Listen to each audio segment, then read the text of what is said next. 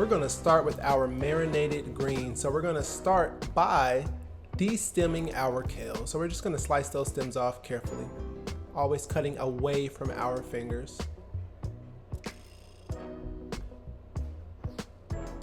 There's a couple ways you can do this. You can slice them off how I'm doing here, or you can use the knife to kind of scrape the leaves off. All right, either way works. And you'll see here I'm scraping the leaves off. So all we want to do is get those bitter stems off. Sometimes I reuse these stems, but for this recipe, we're just going to use the leaves.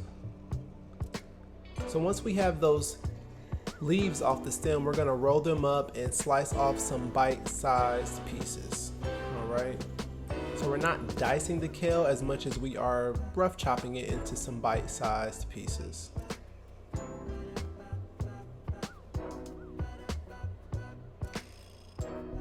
And remember, for this recipe, we're not exactly cooking the kale, we're marinating it in a really nice solution. Okay, so these pieces that we chop are going to be the sizes that we eat, right? They're not going to shrink down as they would if you were applying heat.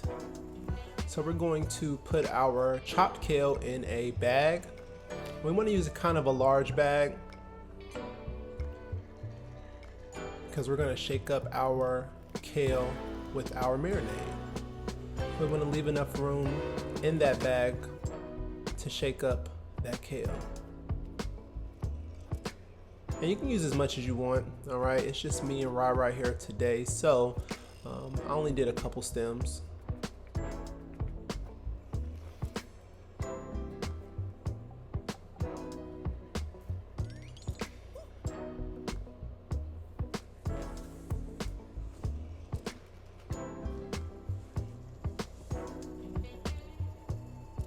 Next, we're gonna grab our bell peppers, okay? We're gonna start by getting the seeds out of those bell peppers. So I like to cut it in half and just kind of pull those seeds out.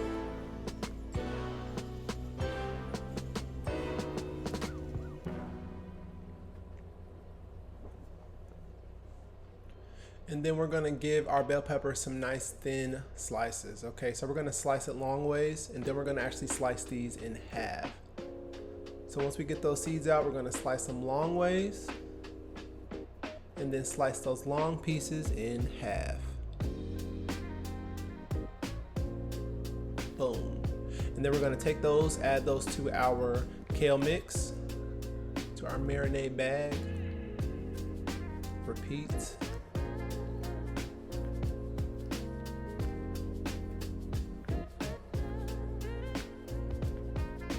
And of course, these bell peppers are gonna add a nice sweet contrast to our greens. All right, remember, we're not cooking them, we're just marinating these greens, so we're gonna get all the flavors from these fresh bell peppers.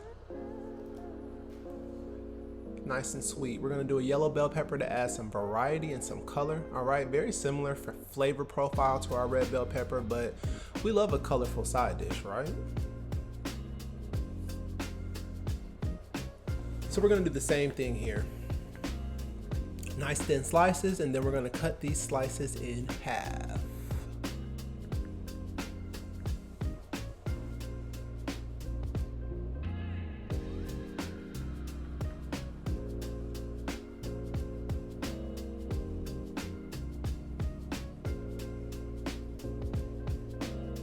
Wham. And we're gonna throw those bell peppers in that marinade bag. And on to the next step.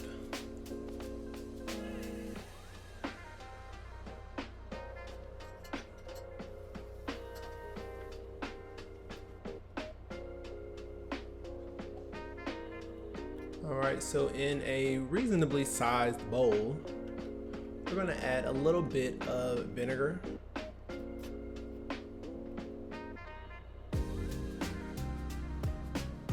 There's my vinegar.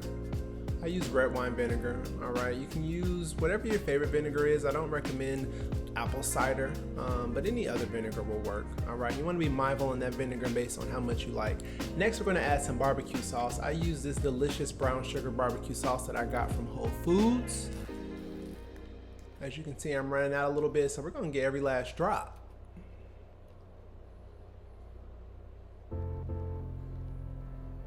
Next, we're gonna add some of this organic adobo seasoning. I love this seasoning blend from Whole Foods, all right? It's that classic kind of adobo vibe that many of us are familiar with without the MSG.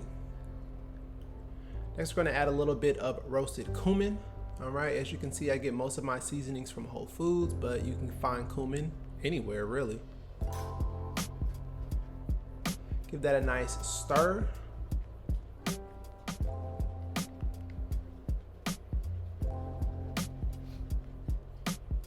See, I used a baby spoon there. Whatever works, right?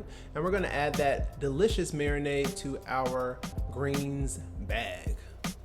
All right, and once we add that, we're actually going to close that bag and squeeze out the air. Actually, first we're gonna shake it up, okay? And give it a nice mix.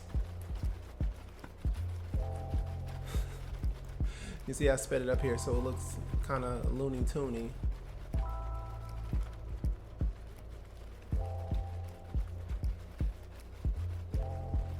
Right, you don't have to shake it as much as I did, but and then we're going to squeeze that air out, okay? And what this is going to allow us to do is really mix the marinade with our greens, and you'll see as we flatten it out here that we now have kind of vacuum sealed it without a vacuum seal, okay? Which is going to really speed up the marinade process.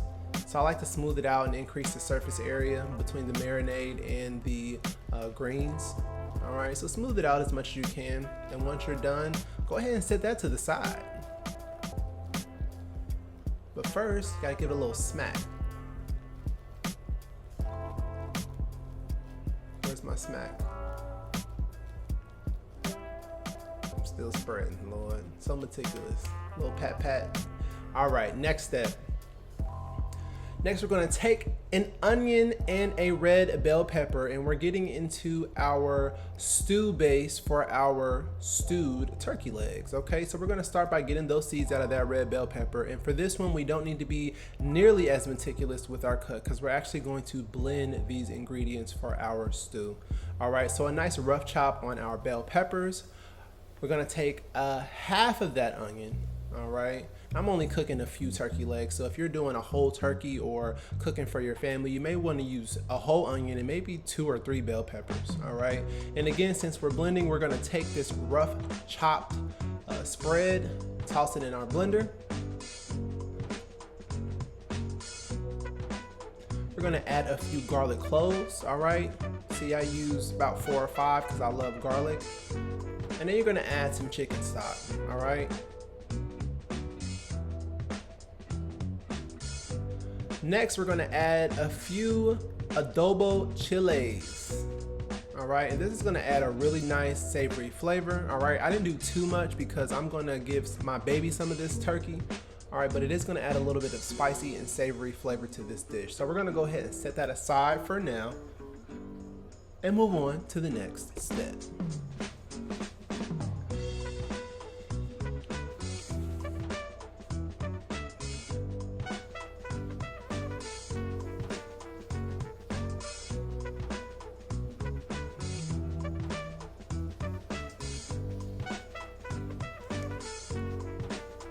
So next, we're gonna do our sweet potatoes. So we're gonna start by cutting off these edges. All right, get the edges off. And then we're gonna peel our sweet potatoes. Some people like to leave the peel on. In fact, oftentimes I do. But for this recipe, we're gonna go ahead and take that skin off. All right, there's a lot of skin in those vitamins. I even once used the skin, I dehydrated it or really baked it and blended it, right? Once the skin was dry, I blended it into a powder and created a crust for my sweet potatoes out of that potato skin, all right? But for this recipe, to keep it simple, we're just gonna toss that skin. Next, we're gonna give our potatoes a nice rough chop before we boil them. All right, and be very careful, always cut away from your hands. Chopping potatoes can be tricky and a little bit force can be required. So we wanna make sure that our thumb is never, or any finger or body part is in the way of that knife as we are chopping. All right, so as you guys can see, I'm very careful with my slicing. We don't want no injuries this holiday season. And we're gonna toss those potatoes in our water. All right, and y'all can see I am now a caraway baddie, okay? I got my caraway pan set. A little expensive, but I like them so far. All right, so next we're gonna get into these stewed turkey legs. All right, so we're gonna take a skillet. I use a cast iron skillet because cast iron skillets tend to get to a much higher heat than traditional skillets, okay? You also don't wanna mess up your nice skillets by cooking on such a high heat.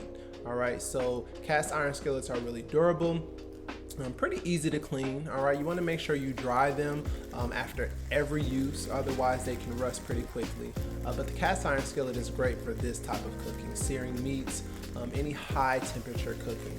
All right, and what we're gonna do is just sear the outside of these turkey legs. We're gonna add a little bit of salt to that skin, which is gonna give us a really nice crispy sear.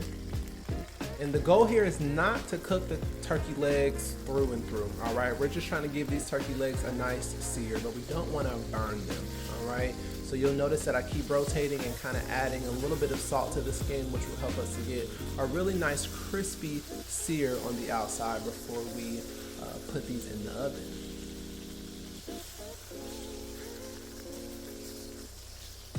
So we see the skin is getting nice and brown.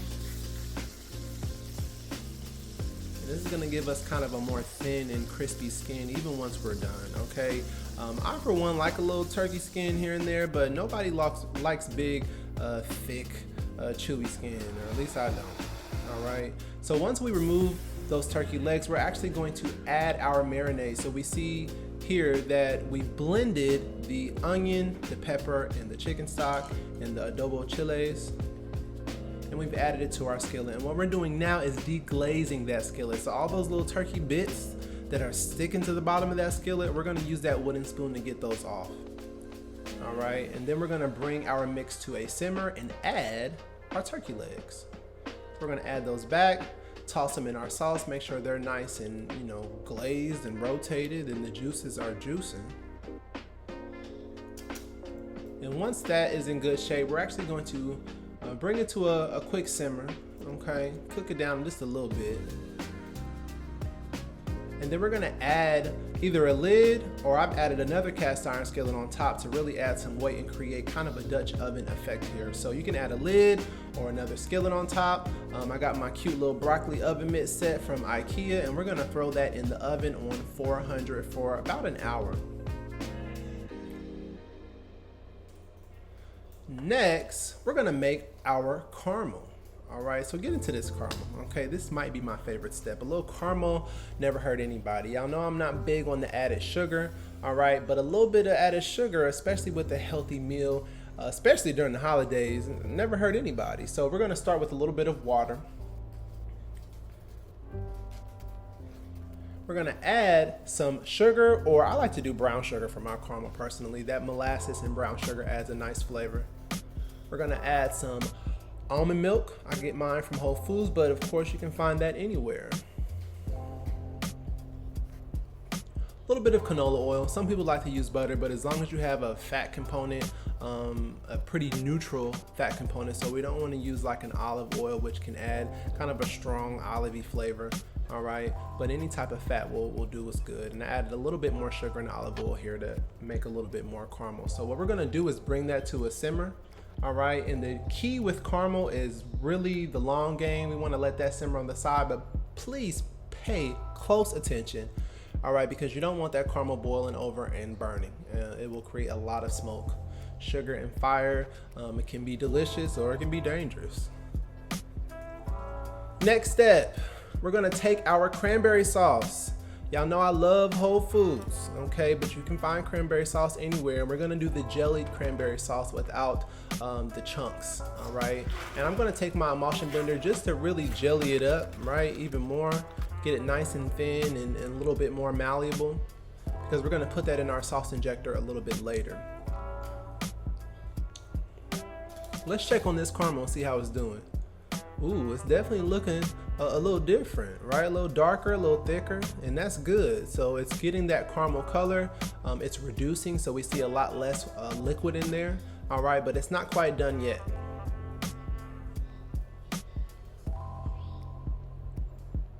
So I'm gonna adjust the temperature, make sure it's good, and move that to the side, keeping an eye on that.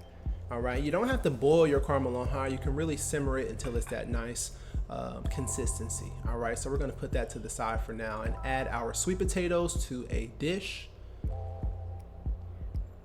So we boiled our sweet potatoes. Got our potato masher on the side. We're gonna add a little bit of almond milk. A little bit of pumpkin pie spice. All right, I get a little bit dragged sometimes for using the pumpkin pie spice because, well, different reasons. All right, some people say pumpkin spice is just not it, but it's actually just a mix of cinnamon, allspice, and nutmeg. Okay, and that's a good ingredient in really anything. All right, so before we know it, it's time to plate. All right, our turkey has been in the oven for about 45 minutes. It's looking bomb. Okay, I don't know about y'all, but I will fight over a turkey leg. It is my cut of choice on the turkey. All right, whenever Thanksgiving comes, since as long as I can remember, I'm ready to box for that turkey leg. And we want to make sure the internal temperature of that turkey is 165 degrees at least. Okay, that is the safe internal temperature for poultry, turkey specifically, and chicken. We're gonna add a couple scoops of our sweet potatoes. As y'all can see, I like to use an ice cream scoop for that cute little shape. Gives it a little gourmet vibes. I'm gonna use the back of a spoon to make a little indent, and we're gonna use our sauce injector to insert some of our jellied cranberry sauce, okay? Listen, trust me on this one, okay? Our caramel is now at that good consistency. Okay, we do not want to burn our caramel. We don't want to wait until it's smoking. We also don't want it to be too thick, all right, because then it can turn into like glass once it cools. But this is a really nice consistency.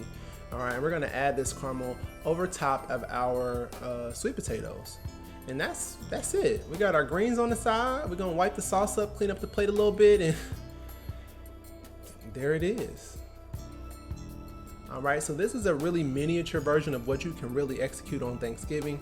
All right, but this is it. This is a really nice treat. We got our turkey leg, our marinated greens, barbecue marinated greens, and our cranberry sauce infused sweet potatoes with the caramel glaze. And y'all know I gotta take some pictures, okay? And that's that. Hope y'all enjoyed this recipe. Hopefully y'all try at least one of them. All right, the stew base that we use, you can certainly use it to base your turkey. All right, to stew your turkey as a seasoning, sauce, marinade, whatever you want to do. All right, it's also awesome that we marinated our greens because when we cook vegetables, sometimes that can degrade the nutrients. All right, it can actually destroy some of the nutrients in our vegetables, which isn't always a terrible thing, but in this case, we've marinated it, spared it from the heat, got a lot of flavor in there without really cooking them down. All right, so lots of nutrients, a really delicious meal, a little bit of sweetness on the side, and I love it, honestly. It's a really nice treat. This is my Thanksgiving pregame. All right, so let me know what you all think about this recipe. I appreciate you guys joining me for this, and yeah, I want to know what you think.